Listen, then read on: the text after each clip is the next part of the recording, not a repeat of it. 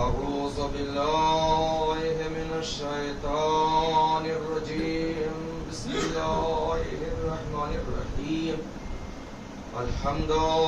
لله الذي هدانا لهذا وما كنا لنهتدي لولا أن هدانا الله لقد جاءت رسل ربنا بالحق والصلاة والسلام وتحية والإكرام على النبي الرحمة وشفيع الأمة صاحب الوقار والسكينة المدفون بعرش المدينة مولانا ومولى الثقلين وسيلتنا في الدارين جد الحسن والحسين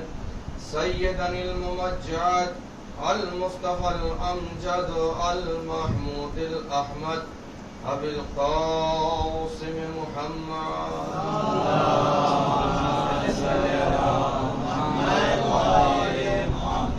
وآله الطيبين الطاهرين المعصومين المظلومين ولعنة الله على أعدائهم وغاصبي حقوقهم ومنكر فضائلهم أجمعين من يومنا هذا إلى قيام يوم الدين الذين أذهب الله عنهم الرجس وطهرهم تطهيرا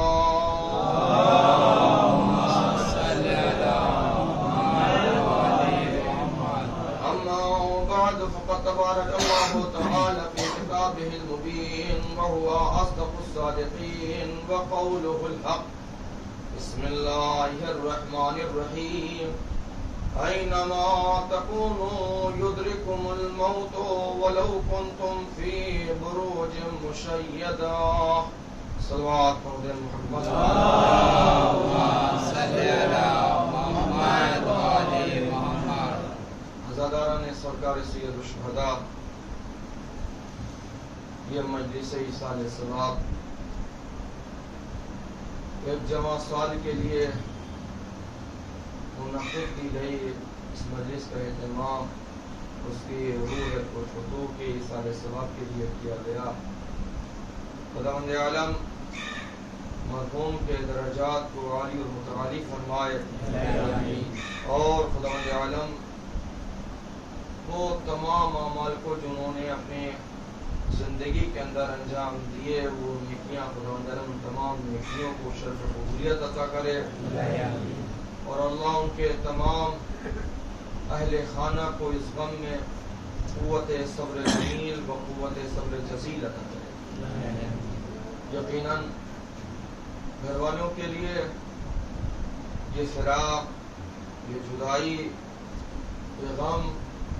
بڑی اہمیت کا حامل ہے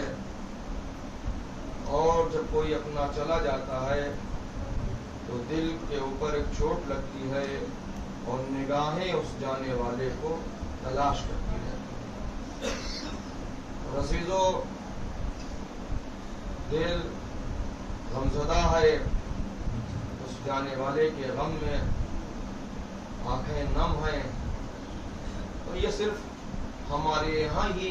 یہ چیز نہیں ملتی بلکہ یہ انبیاء علیہ السلام کے ہاں بھی یہ چیز اس لیے کہ کائنات کا عظیم رسول جس کے اوپر خداوند عالم نے سلسلہ رسالت اور نبوت کو تمام کر دیا. اب نہ اس نبی رحمت کے بعد کوئی نبی آنے والا ہے اور نہ کوئی نبی آئے گا.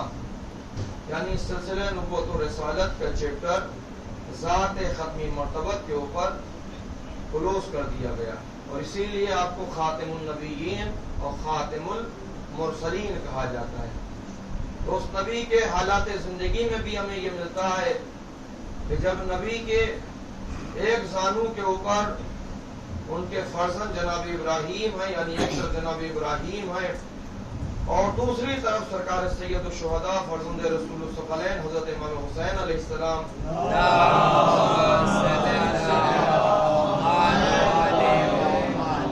جتنے میں سید الملائکہ روح الامین جبریل امین آئے اور آنے کے بعد فرماتے ہیں کہ بعد تحفہ درود و سلام کے حکم اصلی یہ ہے، حکم ربی یہ ہے کہ آپ اس میں سے کسی ایک کو اختیار کر لیں۔ اب پیغمبر اسلام کبھی اپنے بیٹے جناب ابراہیم کو دیکھتے ہیں اور کبھی نظریں جا کے چہرہ عصمت یا چہرہ امامت امام حسین علیہ السلام کے اوپر ٹھہر جاتی ہیں، اور یہ نگاہیں پیغمبر کی دیکھ رہی تھیں کہ یہ محافظ شریعت بھی ہے اور محافظ دین بھی ہے۔ لہذا روایت میں کہ امام حسین علیہ السلام کو پیغمبر اسلام نے سینے سے لگا لیا اور جناب ابراہیم کی وفات ہو گئی۔ جناب ابراہیم رحلت کر گئے۔ اب جب جناب ابراہیم کی وفات ہوئی ہے تو پیغمبر اسلام نے گریہ کیا۔ پیغمبر اسلام کے دل کو ایک چوٹ پہنچی، اور جب پیغمبر نے گریہ کیا تو اصحاب میں سے کسی نے سوال کیا، اے اللہ کے رسول، آپ تو عالمین کے لیے رحمت بن کے آئے تھے، اے اللہ کے رسول یہ مقام صبر ہے۔ لہذا عزیزان گرامی، جہاں صبر وہیں کے اوپر گریہ بھی۔ ایسا نہیں ہے کہ اگر صبر ہے تو اس کے ساتھ گریہ نہیں کیا جا سکتا، جبکہ یہ خود اگر ہم قرآن کے دامن میں دیکھیں تو انبیاء علیہ السلام کے بہت سارے واقعات ہیں جس میں جناب یعقوب کا واقعہ سر فہرست ہے کہ جناب یعقوب نے فراق یوسف میں صبر کیا، لیکن جہاں جناب یعقوب نے فراق یوسف کے فراق کے اندر صبر کیا ہے، وہیں یہ بھی ملتا ہے فراق یوسف کے اندر یعقوب پیغمبر اتنا روئے ہیں، پیغمبر نے اتنا گریہ کیا ہے کہ خود یعقوب نبی کی آنکھیں سفید ہو گئی۔ تو عزیزان گرامی، ایک طرف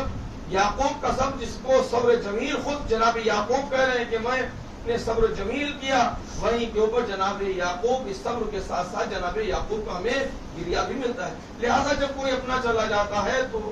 آنکھیں جو ہیں وہ نم ہوتی ہیں۔ تو پیغمبر اسلام سے جب سائل نے سوال کیا کہ اللہ کے رسول آپ رحمت للعالمین ہیں اور یہ جگہ جو ہے مقام صبر کی ہے، تو پیغمبر نے کہا کہ دل کے اوپر جب کوئی چوٹ پہنچتی ہے تو دل غمزدہ ہوتا ہے، اور جب کوئی اپنا چلا جاتا ہے تو آنکھیں نم ہوتی ہیں۔ یعنی پیغمبر یہ بتا رہے ہیں کہ اپنوں کے اندر جانا جو ہے اور ان کے جدائی کے اندر گریہ کرنا یہ بدعت نہیں ہے، بلکہ عین سنت پیغمبر ہے۔ صلوات پڑھ محمد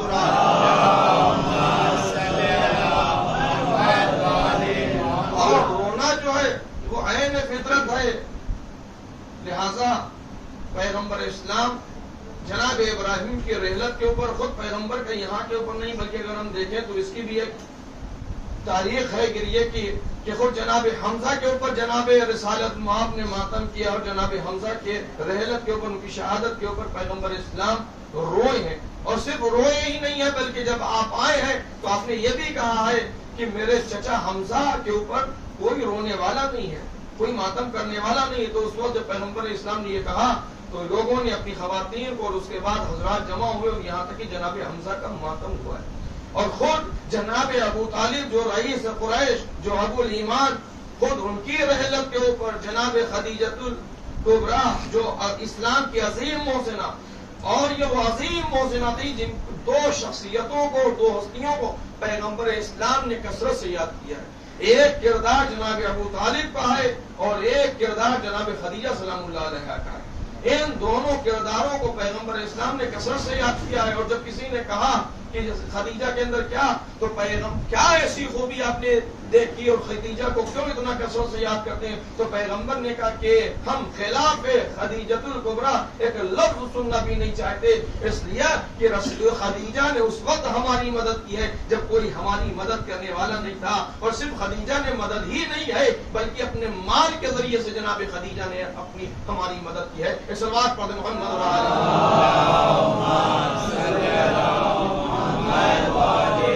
دین اسلام کی بہترین محسنہ جناب خدیجہ، اور دین اسلام کے بہترین محسن کا نام رئیس قریش جناب ابو طالب۔ ایسی محسنہ اسلام جناب خدیجہ، یہ ملتا یہ ہے کہ آپ کا مال لوگ جو ہے تجارت کے لیے لے کے جاتے تھے، اور اس وقت جناب خدیجہ کے لوگ مخلوص تھے، قرضدار تھے، اور اس قرض کی وجہ سے لوگ اپنے چہروں کے اوپر نقاب ڈالے ہوئے تھے کہ کہیں جناب خدیجہ کے کارندے جو ہیں وہ ہمیں دیکھ نہ لیں۔ جب بی بی خدیجہ کو یہ اطلاع ملی ہے کہ قرضدار جو ہیں وہ اپنے چہروں کے اوپر نقاب ڈالے ہوئے ہیں، تو ملتا یہ ہے کہ اس وقت جناب خدیجہ جو اسلام کی بہترین محسنہ، انہوں نے ایک اعلان کروایا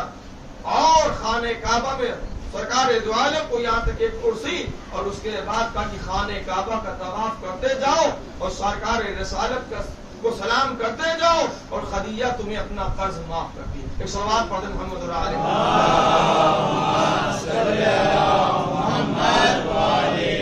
تو جناب خدیجہ نے اس وقت پیغمبر اسلام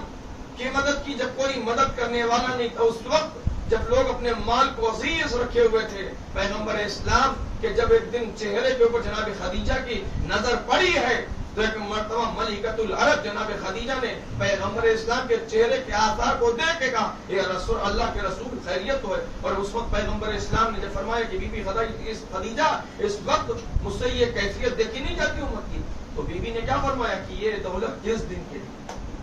اور وہ پوری دولت۔ تو عزیزان گرامی، آج دنیا کو جناب خدیجہ کا احسان مند ہونا چاہیے تھا یا نہیں ہونا چاہیے تھا؟ اس لیے کہ جو اسلام کی عظیم محسنہ ہو، کہ جس نے اپنی ساری دولت دین کے لیے قربان کر دی، اس عظیم محسنہ کو جناب خدیجہ کہتے ہیں۔ ایک درود پڑھتے محمد اور آل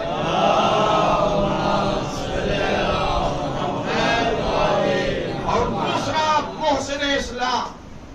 کہ جس کا ایمان آج بھی دنیا کو سمجھ میں نہیں آ رہا ہے، جبکہ خود معصوم کا ارشاد گرامی یہ ہے کہ اگر کائنات کے ایمان کو ترازو کے ایک پلڑے کے اندر اور جناب ابو طالب کے ایمان کو ترازو کے دوسرے پلڑے میں رکھ دیا جائے، کائنات کا ایمان ابو طالب کے ایمان کے سامنے ہلکا نظر آئے گا، اس لیے کہ ابو طالب صرف صاحب ایمان ہی نہیں ہے بلکہ ابو طالب ابو الایمان بھی ہے۔ ایک صلوات پڑھ دیں محمد اور آل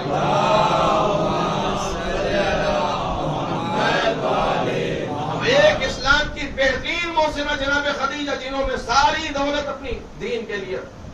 قربان کی، اور دوسرا اسلام کا عظیم محسن جسے رئیس قریش سرکار ابو طالب کہتے ہیں۔ اللہ اکبر، اس وقت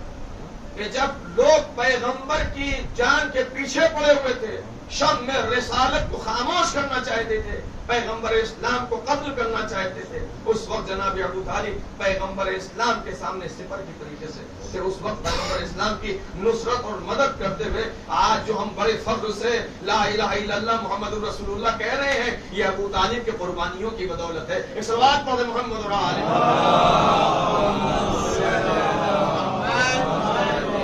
ایسی عظیم قربانی جناب ابو طالب نے دی ہے۔ جناب ابو طالب اپنا مال تجارت شام لے کے جاتے تھے، ایک سفر میں جیسے ہی رئیس قریش نکلے، کسی نے آ کے جناب ابو طالب سے کہا،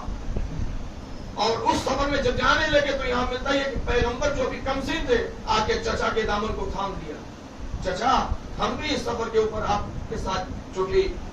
یتیم عبداللہ تھے اور جناب ابو طالب بہت عزیز رکھتے تھے سرکار دو عالم کو، لہٰذا آپ نے جناب رسالت ماں کو سینے سے لگا دیا اور سفر تجارت کے اوپر اپنے ساتھ لیا، اور ابھی اس جگہ کے اوپر پہنچے ہی نہیں تھے، راستے میں تھے کہ کسی نے آ کے جناب ابو طالب سے کہا کہ اے ابو طالب، ہم آپ کی آغوش میں ایک بچہ دیکھ رہے ہیں کہ یہ جو عام بچہ نہیں ہے بلکہ یہ کائنات کا سردار قرار ہے، یہ کوئی نور الہی نظر آتا ہے، اور اے ابو طالب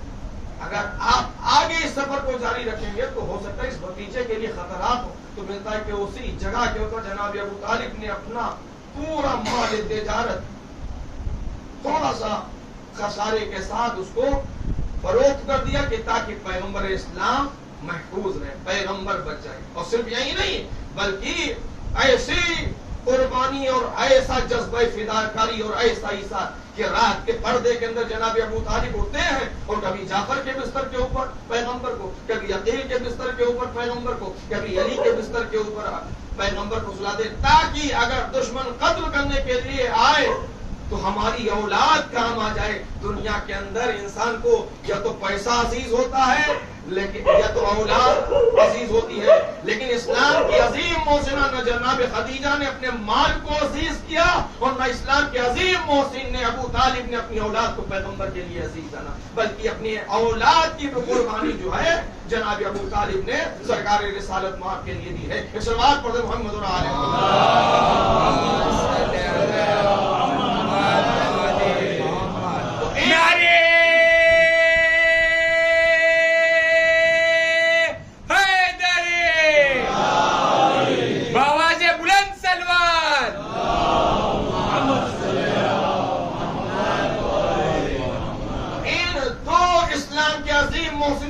پیغمبر نے ایسا گریہ کیا ہے اور اس سال کو نام ہی قرار دے دیا گیا گریے کا سال. تو عزیزان گرامی یہ گریہ عین سنت پیغمبر عین سنت رسول ہے، لہذا جب کوئی اپنا چلا جاتا ہے تو آنکھیں نم ہوتی ہیں. لیکن بہرحال یہ بھی ایک حقیقت ہے، اس سے بھی انکار نہیں کیا جا سکتا کہ موت سے راہ فرار ممکن نہیں ہے. اس لیے سورہ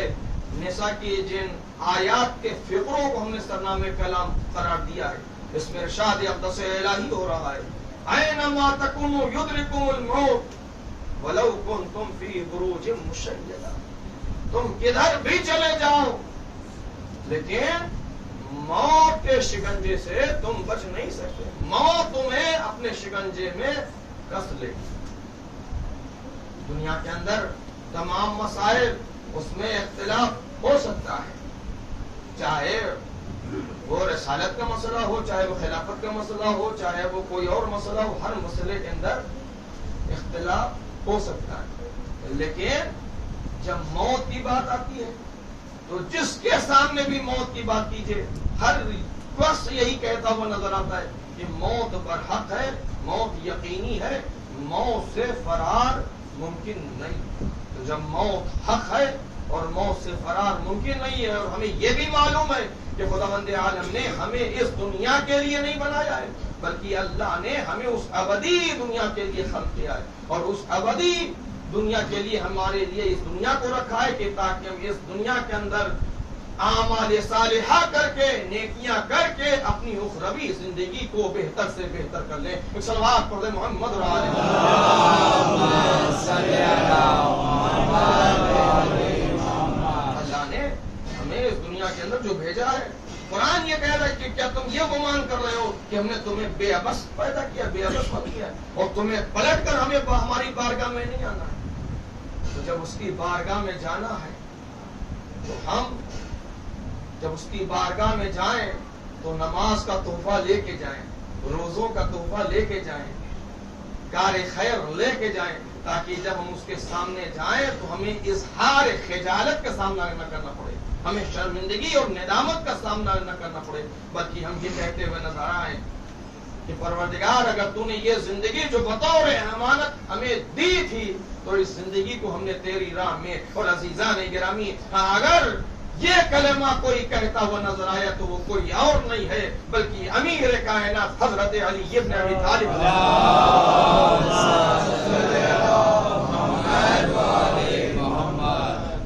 جو اپنی کامیابی کا اعلان اس طریقے سے کرتے ہوئے جا رہے ہیں، رب کعبہ کی قسم علی کامیاب ہو کے جا رہا ہے. یہ کون سی کامیابی؟ یعنی علی بتا رہے ہیں کہ دیکھو ہم نے زندگی کے ایک ایک لمحے کو رضا الہی کے اندر، اطاعت پروردگار کے اندر بسر کیا.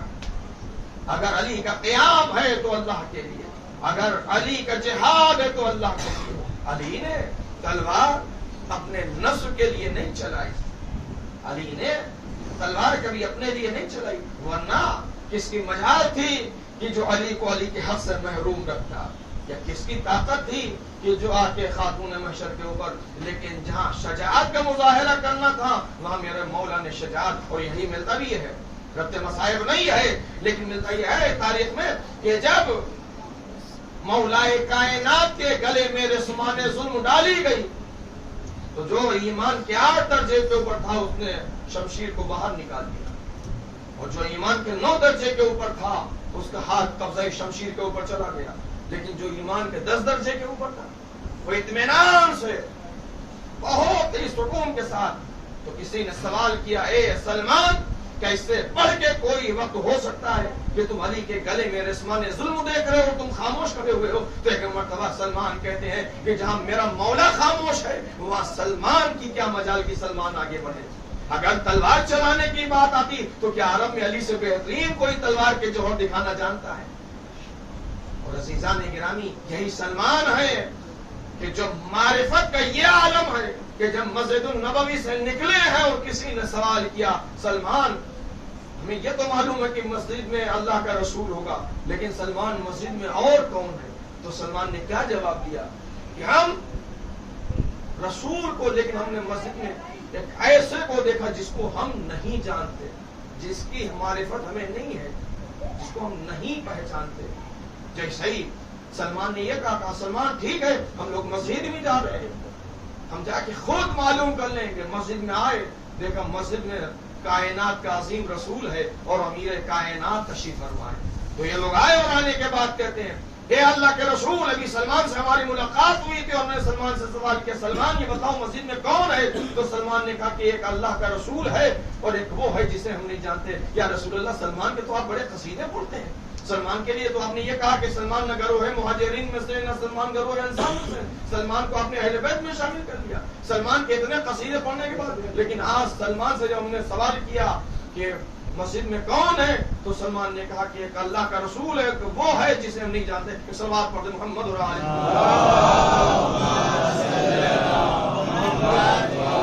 آپ تھوڑا اور تشریف لے آئیں تاکہ تو آپ بعد میں آنے والے ہو، تھوڑا تشریف لے آئیں صلوات پڑھتے ہوئے۔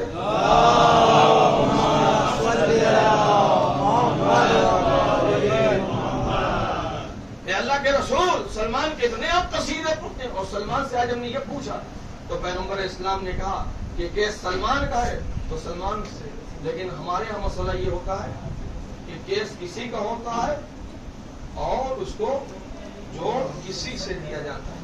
پیغمبر نے کہا معاملہ سلمان کا، سلمان ہی اس معاملے کو حل کریں گے۔ پیغمبر اسلام کی خدمت میں سلمان کو تشریف لائے تو پیغمبر اسلام سے سلمان نے کہا یا اللہ کے رسول اگر میں نے اسے یہ کہا کہ ایک مسجد میں اللہ کا رسول ہے وہ ہے کہ جسے میں نہیں جانتا، تو میں نے جو کہا ہے جو آپ سے سنا ہے، آپ نے جو فرمایا ہے وہی میں نے ان سے کہا ہے۔ اے اللہ کے رسول آپ نے خود فرمایا ہے کہ اللہ کو نہیں پہچانا سوائے میرے اور علی کے، اور ہمیں کسی نے نہیں پہچانا سوائے علی کے اور میرے رب کے، اور علی کو کسی نے نہیں سمجھا نہیں پہچانا سوائے میرے اور اللہ کے۔ تو جس علی کو صرف اللہ جانتا ہو، جس علی کو صرف رسول اللہ جانتے ہو، سلمان کی کیا مثال ہے؟ تو عزیزان گرامی سلمان جو پیغمبر اسلام کے جلیل القدر صحابی ہیں، انہوں نے ہمیں یہ درس دیا ہے کہ دیکھو جب انسان معرفت میں، ایسا نہیں ہے کہ سلمان سے زیادہ معرفت اہل بیت کی رکھنے والا کون ہو سکتا ہے؟ سلمان معرفت اہل بیت میں غوطہ سمتے ہیں، لیکن اس کے باوجود بھی دیکھیے اس کی مثال یوں دے دیں کہ سمندر کے اندر آپ ایک ظرف لے کے جائیے تو اس ظرف کے اندر جتنی صلاحیت ہوگی وہ ظرف اپنی صلاحیت کے مطابق سمندر سے پانی لے لے گا۔ تو عزیزان گرامی جسے اہل بیت کی جتنی معرفت تھی اس نے اپنی ظرف کے مطابق معرفت اہل بیت حاصل کر لی۔ صلوات پڑھیں محمد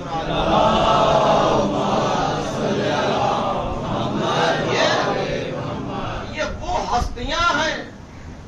کہ خداوند عالم نے جنہیں صاحب فضیلت قرار دیا ہے۔ ہم ان کو کیا سمجھ سکتے ہیں؟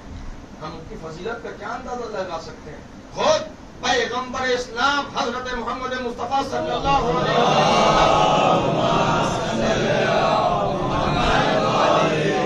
اپنے وصی اپنے خلیفہ بلا فصل کے لیے فرماتے ہیں اے علی اللہ نے تجھے بے شمار فضیلتیں عطا کی ہیں، اتنی فضیلتیں عطا کی ہیں کہ جو شمار نہیں کیے جا سکتے۔ یہ کون کہہ رہا ہے؟ جس کے لبوں کے اوپر مہرے وہی سب ہے، کس کے لیے کہہ رہا ہے؟ دنیا ہم سے یہ کہتی ہے کہ ہم علی کا قصیدہ پڑھتے ہیں، علی کا ذکر کرتے ہیں اور ہم کسی اور کا تذکرہ نہیں کرتے۔ عزیزان گرامی جہاں رسول علی کا قصیدہ پڑھتے ہوئے نظر آئے، تو اگر آج ہم رسول کی سنت کے اوپر عمل کر رہے ہیں تو مسلمانوں کو بے قراری اور حیرانی کس بات کی ہے؟ پیغمبر فرما رہے ہیں یا علی تجھے خداوند عالم نے وہ فضائل عطا کیے کہ جن کا شمار بس سے باہر ہے۔ اے علی اگر تیری کوئی ایک فضیلت کو انسان بیان کرے تو خداوند عالم اس کے گزشتہ اور آئندہ گناہوں کو معاف کر دیتا ہے۔ اے علی اگر تیری کوئی ایک فضیلت کو بیان کرے یا کوئی ایک فضیلت کو سنے، صرف بیان ہی نہیں کرے بلکہ کوئی ایک فضیلت کو سنے تو خداوند عالم اس کے گزشتہ اور آئندہ گناہوں کو معاف کر دیتا ہے۔ اور اے علی اگر تیری ایک فضیلت کو کوئی ان کانوں سے سنے تو خداوند عالم ان کانوں کے اوپر عذاب نازل نہیں کرے گا، اور اگر تیری کوئی ایک فضیلت کو ان آنکھوں سے دیکھے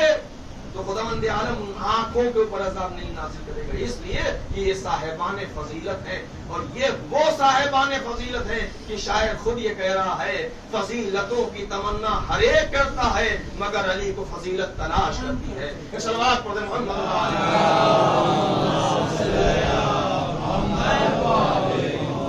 بات کہاں کی تھی اور کہاں نکل گئی کہ پیغمبر اسلام نے ان دو محسنوں کی رحلت کے اوپر وہ گریہ کیا ہے تو اس سال کا نام ہی یوم الحسن قرار دیا گیا۔ اور جب کوئی اپنا چلا جاتا ہے تو بہرحال انسان کے دل کے اوپر چوٹ پہنچتی ہے اور آنکھیں نم ہوتی ہیں۔ لیکن عزیزان گرامی آج موت سے کسی کو انکار نہیں ہے، تمام مسائل کے اندر اختلاف ہے، لیکن موت کا مسئلہ یہ غیر اختلاف ہے۔ ہر انسان جو ہے موت کو حق کہتا ہوا نظر آتا ہے، لہذا ہم سب کو اس دنیا کے لیے کہ جس دنیا کے لیے خداوند عالم نے ہمیں پیدا کیا ہے، آپ دیکھیے وہ کیسا مصور جس نے شگم مادر کے اندر ہماری ایک ایسی تصویر کھینچی،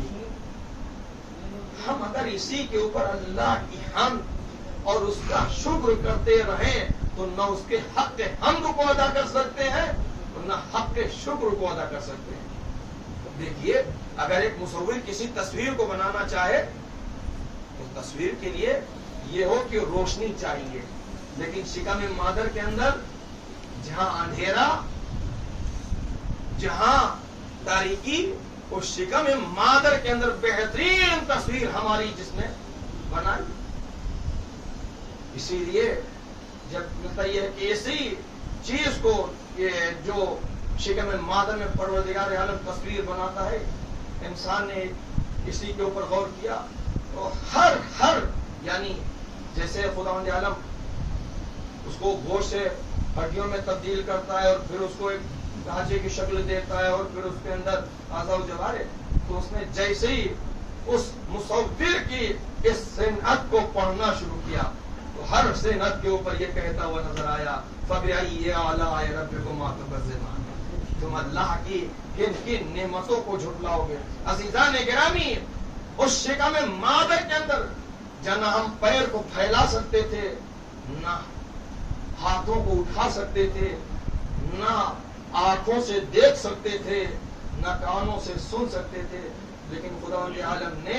اس شکم مادر کے اندر ہمیں اس لیے بنایا۔ کیوں؟ آنکھیں ہیں لے دیکھ نہیں سکتے جب تک ہم اس دنیا کے اندر نہ آ جائیں۔ عزیزان گرامی جس طریقے سے شکم مادر کے اندر وجود اس نے ہمیں اس دنیا کے لیے دیا، وہاں کیوں اس نے جو ہمیں خلق کیا تو اس دنیا کے اندر، لہذا اس دنیا کے اندر جو بھیجا ہے خداوند عالم نے اس دنیا کے اندر بھی بھیجنے کا مقصد یہ ہے کہ ہم اس ابدی دنیا کے لیے اپنے آپ کو تیار کریں، اس ابدی زندگی کے لیے ہم غور و فکر کریں کہ جہاں کے اوپر انعام الہیہ ہمارا انتظار کر رہے ہیں۔ صاحب نہج البلاغہ امیر المومنین حضرت علی ابن ابی طالب علیہ السلام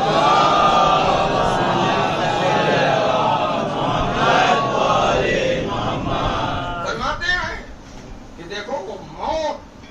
ان صورتوں میں سے کسی ایک صورت میں واقع ہوتی ہے، یا جانے والے کو ابدی نعمتوں کی خوشخبری دی جاتی ہے اور یا جانے والے کو ابدی عذاب کی وعید سنائی جاتی ہے۔ یہ مولا کہہ رہے ہیں اور ظاہر ہے معصوم کا کلام حکمت سے خالی نہیں ہوتا۔ مولا فرماتے ہیں کہ یا جانے والے کو جسے موت آ رہی ہے یا اسے ابدی نعمتوں کی خوشخبری سنائی جاتی ہے یا اسے ابدی عذاب کی وحی سنائی جاتی ہے، یعنی مولا یہ متوجہ کر رہے ہیں کہ اب اگر تم یہ چاہتے ہو کہ ابدی نعمتوں کے مستحق قرار پاؤ تو تمہیں دنیا کے اندر اعمال صالحہ کرنا ہوں گے، تمہیں اس دنیا کے اندر نیکیاں کرنا ہوں گی، تمہیں اس دنیا کے اندر نمازیں پڑھنا ہوں گی، تمہیں اس دنیا کے اندر حقوق اللہ کے ساتھ حقوق الناس کی رعایت کرنا ہوگی. اور اگر تم یہ چاہتے ہو کہ تمہیں ابدی عذاب کے تو تم اس زندگی کو جتنا آلودہ کرنا چاہتے ہو آلودہ کرو، جتنا معصیت کرنا چاہتے ہو. لیکن یہ یاد رکھو کہ پھر جب وہ شکنجا جس میں تمہیں کسا جائے گا اور اس منزل کے اوپر وہ آتے ہیں تو اکثر یہ کہتے ہیں عزیزان گرامی، شہید میرا اپنی کتاب کے اندر ایک واقعہ نقل کرتے ہیں، چونکہ یہ مجلس ایصال ثواب ہے ہی اسی لیے کہ تاکہ جہاں اس کے ذریعے سے مرنے والے کو ثواب پہنچے وہیں زندہ بھی یہاں سے کچھ لے کے جائیں. اور اگر لے کے کوئی ایک بات اڑ گیا اور اس نے اس کے اوپر عمل کر لیا اور اگر اس نے اپنی اصلاح کر لی تو یہی مرنے والے کے لیے بہترین ایصال ثواب ہوتا ہے. شہید محراب اپنی کتاب میں یہ واقعہ نقل کرتے ہیں کہ ایک عارف تھے اور وہ ایک دن بیٹھے ہوئے تھے، وہ اپنی زندگی کا حساب کر رہے تھے. 60 سال کی ان کی عمر تھی، 60 سال کی عمر تھی، یعنی 60 زندگی کے پہاڑوں کو وہ حاصل کر چکے تھے. ایک دن وہ یہ سوچنے لگے کہ اگر ہم یہ گمان کریں کہ ہم نے ایوری ڈے یعنی ہر دن ایک گناہ کیا ہے، ایک دن کے حساب سے سال میں کتنے، مہینے میں کتنے دن ہوتے ہیں 30، اور سال میں کتنے دن ہوتے ہیں 365 پکڑ لیے. تو کہتے ہیں کہ اگر ہم یہ سوچیں کہ ایک دن میں ہم نے ایک گناہ کیا ہے تو سال میں ہمارے 365 دن ہو گئے، اور اگر ان 365 کو 60 سے کیجئے تو ہمارے گناہ کتنے. اور یہی ان کا سوچنا تھا کہ ایک ایسی ان کے اوپر کیفیت طاری ہو رہی ہو، یعنی حرکت قلب ان کی بند ہو گئی، ان کا انتقال ہو گیا. عزیزان گرامی، دنیا کے اندر عدالت میں جب ہم جاتے ہیں اور اگر 5 منٹ کے لیے ہمیں کٹہرے میں کھڑا کیا جاتا ہے تو ہم پسینہ پسینہ ہو جاتے ہیں اور بغلیں جاگنے لگتے ہیں. سب سے پہلے تو کوشش یہ کرتے ہیں کہ کوئی ایسا ہو سورس نکال لیں کہ تاکہ وہاں کھڑا ہی نہ ہونا ہو. دنیا کے اندر سورس سے جتنا کام لینا ہو، لیکن وہاں کوئی سورس اور کوئی مکر فریب جو ہے کام آنے والا نہیں ہے. جب وہاں شکنجا کس لیا جائے گا، دنیا کے اندر 5 منٹ کے لیے اگر کھڑے ہو جائیں تو پسینہ پسینہ ہو جائے. اور اگر عدالت الہیہ کے سامنے ہمیں اور ہم سے محاسبہ کیا جائے گا. اسی لیے جب آپ دعائیں کرتے ہیں پروردگار ہمیں رزق دے دے، پروردگار ہمیں اچھا کاروبار دے دے، پروردگار ہمیں گھر دے دے، پروردگار ہمیں اولاد دے دے، تو ساری دعاؤں کے ساتھ ایک دعا یہ بھی کیا کیجئے، بسم اللہ الرحمن الرحیم، رب عاملنا بفضلی ولا تعاملنا بعدلی. پروردگار تو اپنے فضل سے کام لینا، پروردگار تو اپنے عدل سے کام نہ لینا. اس لیے کہ جہاں وہ اپنی عدالت سے کام لینے لگا وہاں ہمارے اعمال کیا اور ہم کیا. لہذا یہ دعا کیا کیجئے کہ پروردگار تو اپنے فضل سے اپنے بندوں سے کام لے. اور وہ تو ایسا فضل کرنے والا ہے کہ جب دنیا اپنے ہاتھوں کو کھینچ لیتی ہے فضل سے تو وہاں اللہ کا فضل جو اپنے بندوں کے لیے جاری اور ساری رہتا ہے. تو عزیزان گرامی، کیا تقاضائے ابدیت یہ نہیں ہے کہ پروردگار جس کا فضل ہمیں برابر پہنچ رہا ہے کیا ہم اس کے اس فضل کا شکر ادا نہ کریں؟ کیا ہم اس کی نعمتوں کا شکریہ ادا نہ کریں؟ کیا ہم اس کی جو حق ابدیت ہے اس حق کی ادائیگی کی کوشش نہ کریں؟ لہذا یہاں سے زیادہ ہمیں اس ابدی زندگی کے لیے کوشش کرنا چاہیے، اس کے لیے ہمیں جستجو کرنا چاہیے، اس کے لیے ہمیں جد و جہد کرنا چاہیے. اس لیے کہ وہاں اب آپ کی خدمت میں عرض کرتے ہیں کہ وہاں کے اوپر وہی لوگ شاد اور مسرور ہوں گے کہ جنہوں نے اس دنیا کے اندر اچھے کام کیے. ایک بادشاہ جا رہا تھا اپنے ساتھیوں کے ساتھ، یہاں تک کہ ایک جگہ سے گزرا، اس نے کہا اپنے ساتھیوں سے کہ اپنے سپاہیوں سے کہ جو تمہیں نظر آئے اسے اٹھا لو. اب کسی نے کچھ اٹھایا، کسی نے کچھ زیادہ اٹھایا اور کسی نے کچھ بھی نہیں اٹھایا. اور جب یہ لوگ نکلے اور روشنی کے اندر دیکھے تو ان کو مال دنیا نظر آیا. تو جس نے کچھ نہیں اٹھایا تھا وہ ہاتھ مل رہا تھا کہ ہم نے بھی لے لیا ہوتا، اور جس نے کچھ تھوڑا اٹھایا تھا اس نے وہ یہ سوچ رہا تھا کہ کچھ اور ہم لے لیتے، اور جس نے اور زیادہ اٹھایا تھا. بس یہی حال انسان جو اعمال انجام دیتا ہے جب ان نیکیوں کی جزا بارگاہ عالیہ سے اسے ملنے لگے گی اور انسان اس جزا کو اور اس ثواب کو دیکھے گا تو انسان رش کرے گا کہ کاش دنیا کے اندر ہم نے اور نمازیں پڑھی ہوں گی، کاش دنیا کے اندر ہم نے اور روزے رکھ لیے ہوتے، کاش دنیا کے اندر ہم نے اور کار خیر کر لی ہوتے۔ عزیزان گرامی، بس دامن وقت میں گنجائش نہیں ہے، لہذا ہر انسان کو اپنی موت کو یاد رکھنا چاہیے، اور جب انسان کو موت یاد رہتی ہے تو انسان معصیت کی طرف نہیں بلکہ انسان کے قدم جو ہیں نیکیوں کی طرف، اعمال صالحہ کی طرف بڑھتے ہیں۔ ہاں، ایک نوجوان ایصال ثواب کی مجلس ہے، ہر آپ اس کے غم میں نہ کریں، لیکن عزیزو ہمارا دور امتیاز یہ ہے کہ ہم اپنے غم کو حسین مظلوم کے غم میں ضم کر دیا کرتے ہیں۔ کائنات کے غم ہمیں سرکار سید الشہداء کے سامنے ہلکے ہیں عزیزو، اس لیے کہ کائنات کے غم اپنی جگہ کے اوپر اور نواسہ رسول کا غم اپنی جگہ کے اوپر۔ ابھی آپ نے اس مظلوم کا چہلم کیا عزیزو، اس کشتہ گریہ کا چہلم کیا کہ جسے رلا رلا کے پسے گردن سے ذبح کر دیا گیا، اس شہید کا آپ نے چہلم منایا کہ جسے عالم غربت میں شہید کیا۔ حکم رہائی ملا ہے، اور جب امام سجاد علیہ السلام اپنی بیوی زینب کی خدمت میں تشریف لائے اور جناب زینب نے دیکھا کہ سید سجاد کے ہاتھوں میں ہتھکڑیاں نہیں ہیں، پیروں میں بیڑیاں نہیں ہے، گلے میں توقے گرابار نہیں ہے۔ ابھی تک تو زینب اسی عالم میں دیکھ رہی تھی نا کہ بھتیجے کے ہاتھوں میں ہتھکڑیاں، پیروں میں بیڑیاں اور گلے میں توقے گرابار اور کمر میں لنگر، تو زینب نے بے قرار ہو کے یہ سوال کیا، میرے لال خیریت تو ہے؟ کہو گی اماں یزید نے ہمیں حکم رہائی سنایا، پیدر حکم رہائی سنا۔ زینب تڑپ گئی، کہ میرے لال اگر یزید نے ہمیں رہا کر دیا تو اس سے کہہ دو کہ ایک کام اور کرے، ایک مکان خالی کرا دے تاکہ ہم شہیدوں کا ماتم کر لیں، تاکہ ہم مظلوموں کا ماتم کر لیں جن کے اوپر ہمیں ماتم کرنے نہ دیا۔ اگر ہم رونا چاہتے تھے تو کہیں تازیانے سے اذیت، کہیں دروں سے اذیت ہمیں پہنچائی جاتی تھی۔ نیچے عزیزوں مکان خالی ہوا اور بہن نے بھائی کی صفِ عزا بچھائی اور زینب نے اپنے مظلوم بھائی کا ماتم کیا۔ شہزادی نے یہ بھی کہا کہ میرے لال یزید سے کہہ دو کہ جو تبرکات ہمارے لیے گئے ان تبرکات کو واپس کر دیا جائے۔ امام نے پھوپھی کے پیغام کو یزید تک پہنچائے، تبرکات آنے لگے اور ان تبرکات کے اندر شہداء کے سر تھے۔ کبھی قاسم کا سر آیا تو مادر قاسم ام فروا استقبال کے لیے آگے بڑھی، کبھی علی اصغر کا سر آیا تو مادر علی اصغر بیشیر کے سر کو دیکھ کے آگے بڑھی اور آغوش میں سر کو لے لیا۔ عزیزو یہ جوان جس کے سیوف کی یہ مجلس ہے، آپ کی خدمت میں عرض کریں کہ جب علی اکبر کا سر آیا، سوچئے ہر ماں کو ارمان ہوتا ہے، تمنائیں وابستہ ہوتی، قلب لیلا کے اوپر کیا گزری ہوگی کہ جب ماں نے ایک مدت کے بعد اپنے نوجوان کے سر کو دیکھا۔ عزیزوں پڑھ کے ام لیلا نے علی اکبر کے سر کو لے لیا۔ اے میرے لال، ارے تو شبیہ رسول تھا، ارے شبیہ پیغمبر،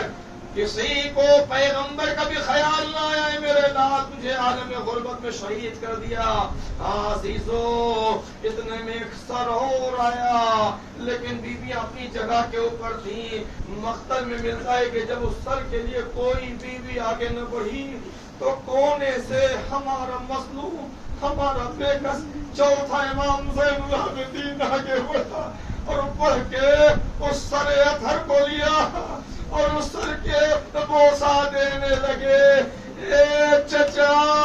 بچے صحیح بھتیجے سے زینب نے یہ سنا، ایک مطلب یہ سن کے شام میں تمام بیویاں کھڑی ہو گئی۔ اے شہزادی زینب نے آ کے سید سجاد کے دامن کو تھام لیا۔ اے میرے لال زین العابدین، ارے یہ میرے وفادار کا سر جو پہچاننے میں بھی نہیں آ رہا ہے۔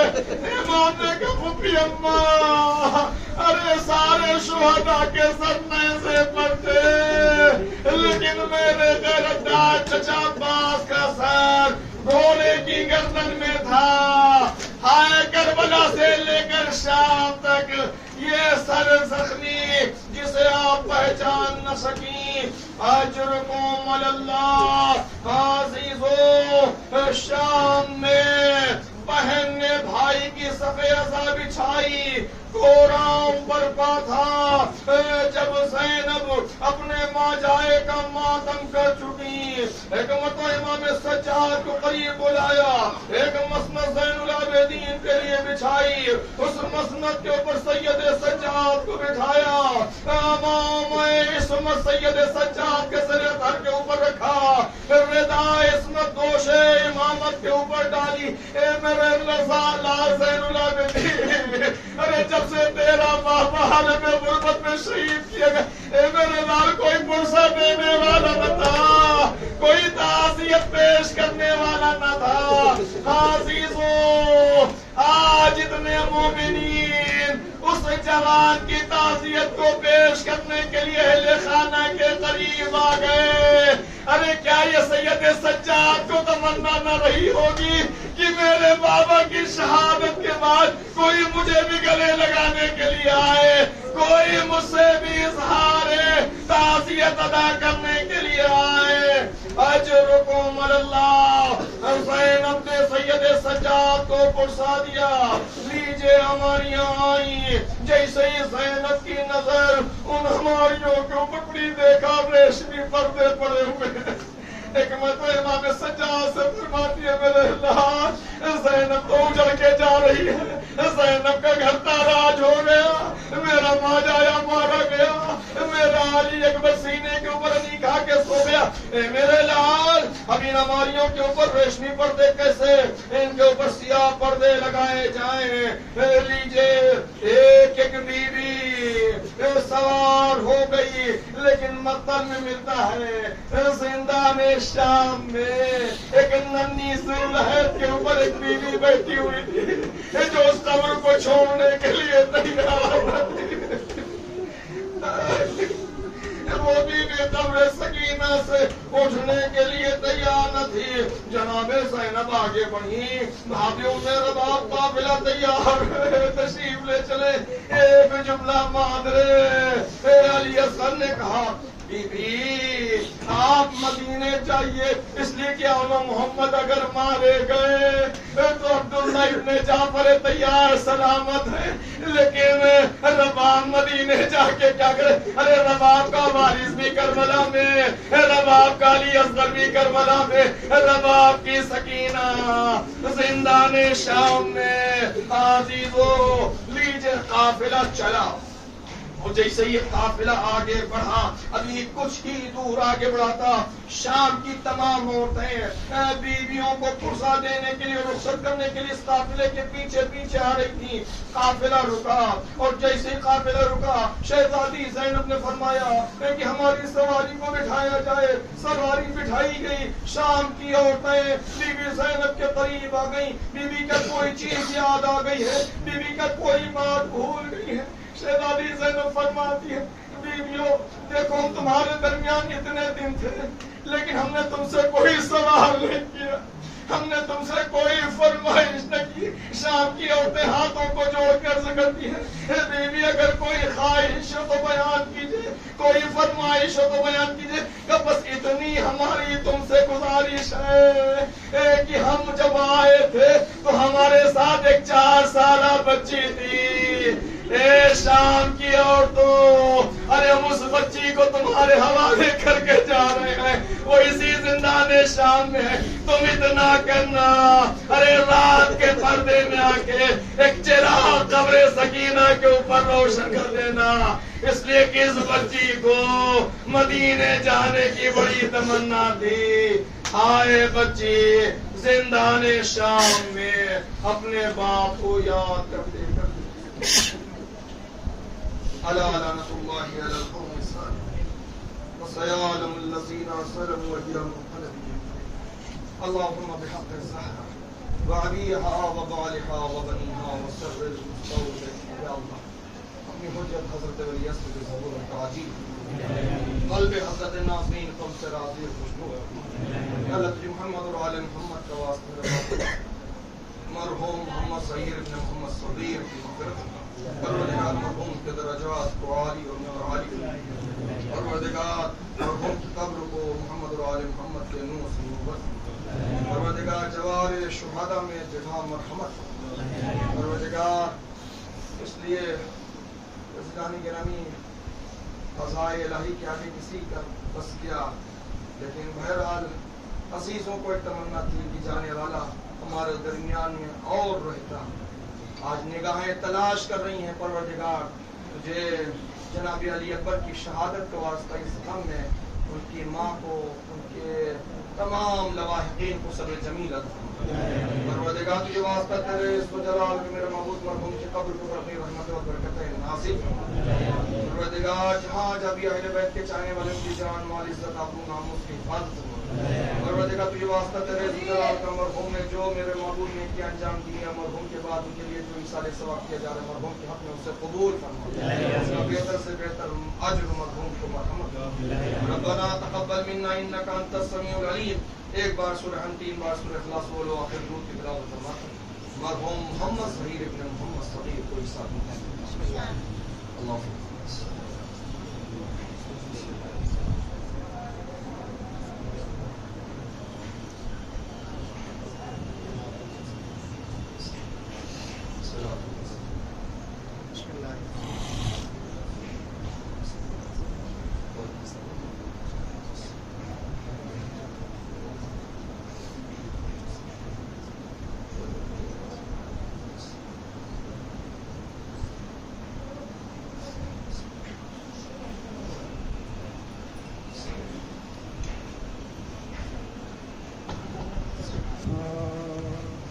آرام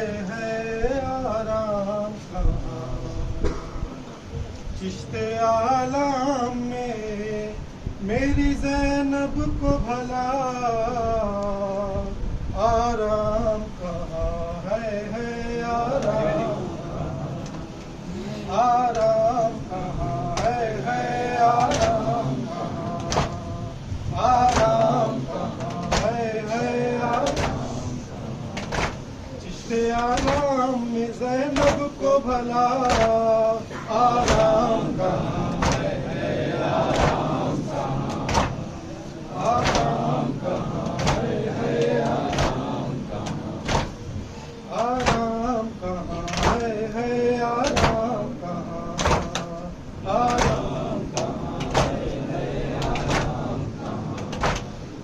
آرام کہاں ہے آرام کہاں آرام کہاں ہے قتل شبیر بھی عباس بھی اکبر بھی ہوئے قتل ہونو محمد کے بھی کٹ گئے اونو محمد کے بھی مقتل میں گلے لاشیں ابن حسن ہو گیا پامال جفا آرام کہاں ہے آرام کہاں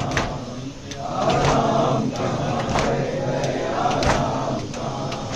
قتل شبیر بھی عباس بھی اکبر بھی ہوئے کٹ گئے اونو محمد کے بھی مقتل میں گلے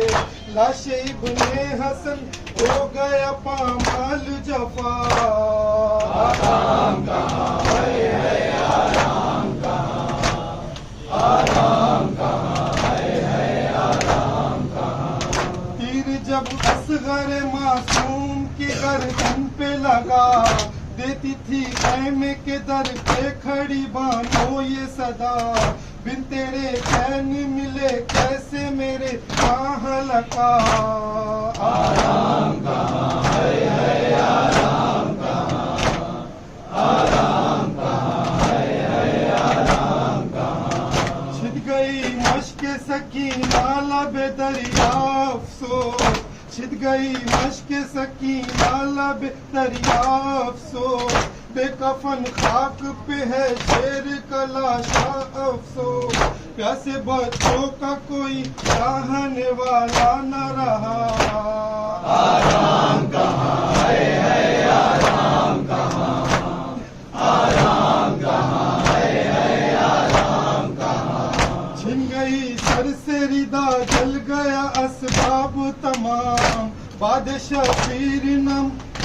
بادشاہ پیر نمودار ہوئی کیسی یہ شان، خون کانوں سے بہا بچی کا دامن بھی جلا۔ آرام کہاں ہے آرام کہاں، آرام کہاں ہے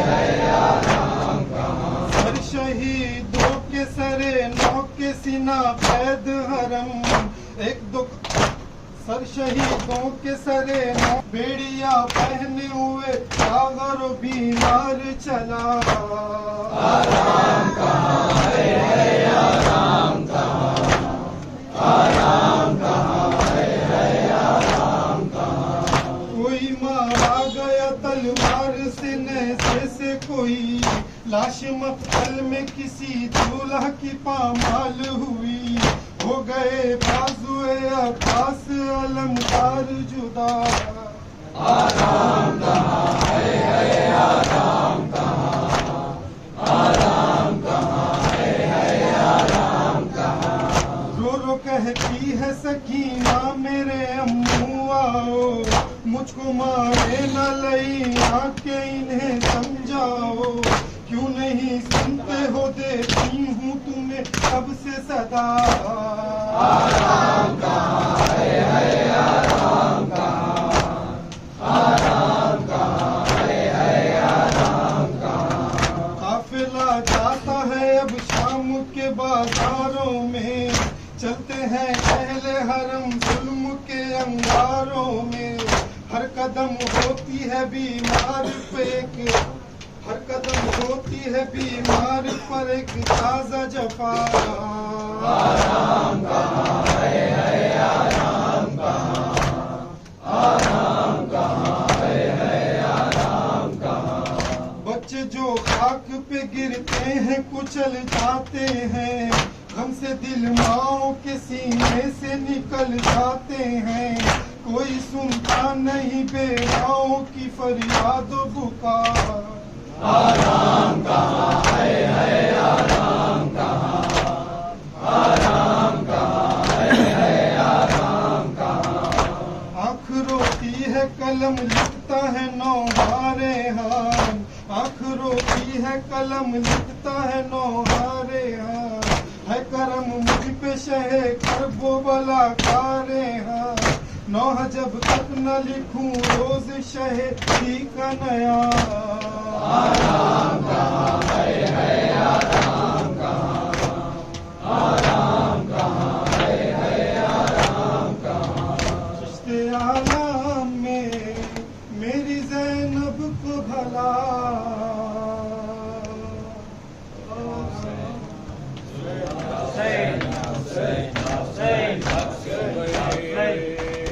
میرا شہر والا اکبر، اکبر میرا شہر والا اکبر، میرا شہر والا اکبر، میرا شہر والا اکبر۔ زخم دل کے دیکھا ہوں میں کیسے، زخم دل کے دیکھا ہوں میں کیسے، تیرا لاشا اٹھاؤں میں کیسے، اکبر میرا شہر والا اکبر، اکبر میرا شہر والا اکبر۔ عاش اکبر بے شاہ جب پہنچے، دل کو ہاتھوں سے تھام کر بولے، تیری فرقت نے علی اکبر آگ دل میں میرے لگا دی ہے، آگ دل کی بجھاؤں میں کیسے، آگ دل کی بجھاؤں میں کیسے، تیرا لاشا اٹھاؤں میں کیسے، اکبر میرا شہر والا اکبر، اکبر میرا شہر والا اکبر۔ تو ہے کڑیل جوان ہے بیٹا، باپ تیرا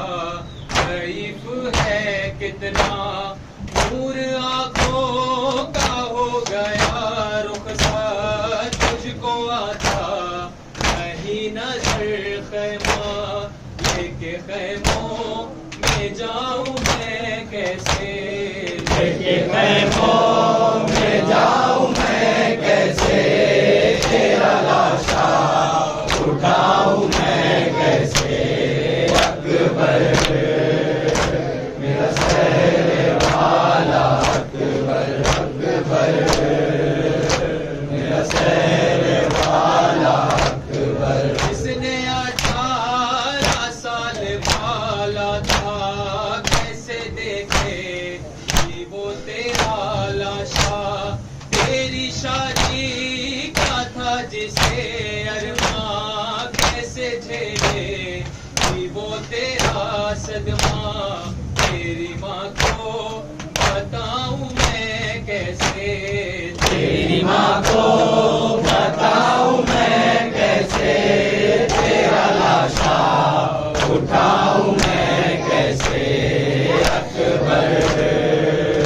میرا سیر والا اکبر اکبر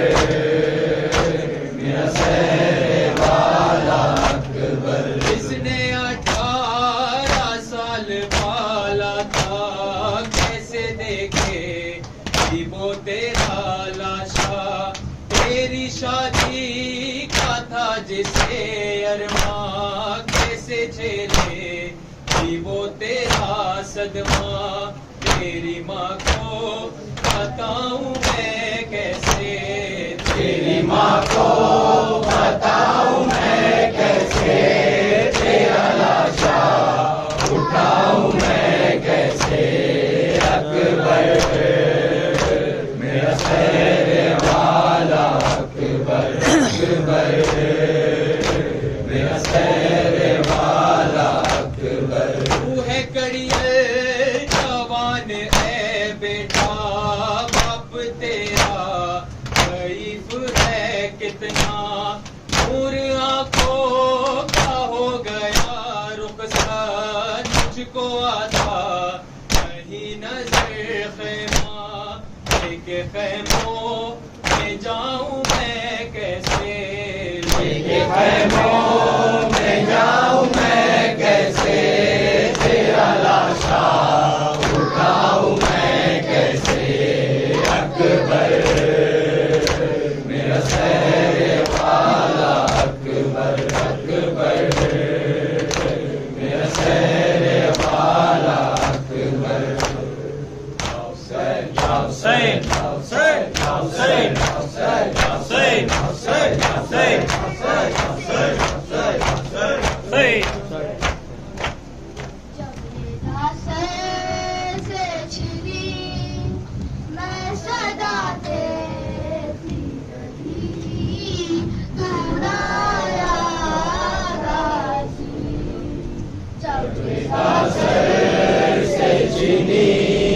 میں صدا دیتی رہی تو لایا غازی سر سے چینی میں صدا دیتی رہی تو لایا غازی آل عمران نے کہا اور زندہ نے کہا یہ بہن کیسے ہوئی تو لایا غازی جب سر سے چینی میں صدا دیتی رہی تو لایا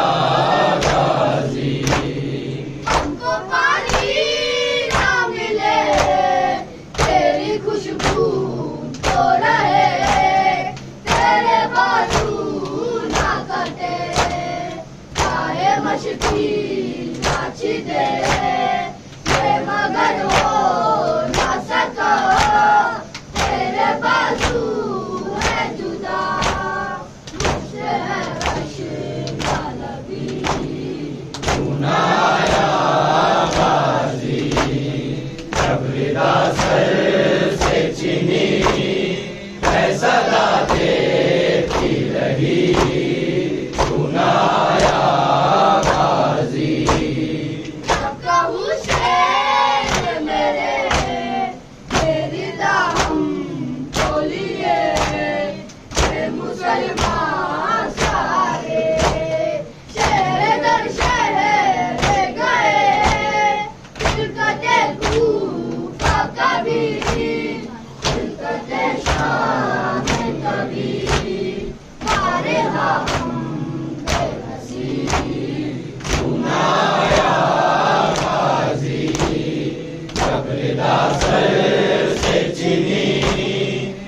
صدا دیتی رہی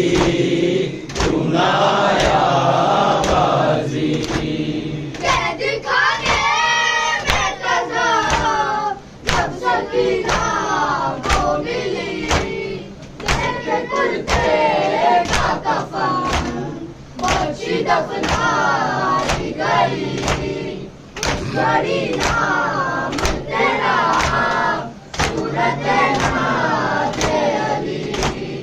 اس میں نوازی رہی چنایا غازی جب ردا سر سے چنی میں صدا دیتی رہی چنایا غازی سر سے چنی میں صدا دیتی رہی چنایا غازی رویا ریحان قلم لگے یاد رقم عیب میں زخمی زینب باجی گر اور عباس کا سر اے بہن چنایا غازی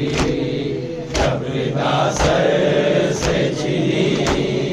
میں صدا دیتی رہی چنایا غازی رویا ریحان کرم بلکہ یہ بات رقم خون میں ڈوب گیا میرے غازی کا علم زخمی زینب باجی گر اس نے شہنشاہ کا سر آئے خیموں کی سکی چنایا غازی جب ردا سر سے چھنی میں صدا دیتی رہی چنایا غازی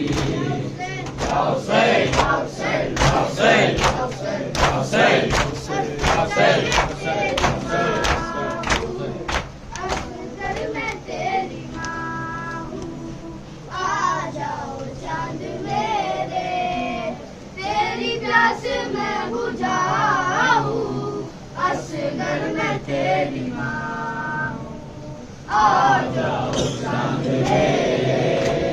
تیری پیاس میں بجھاؤں اصغر میں تیری ماں ہوں بیٹا تمہارا قاتل میرے سامنے کھڑا ہے جانے کیوں ہنس رہا ہے چادر بھی لٹ چکی ہے منہ کس طرح چھپاؤں اصغر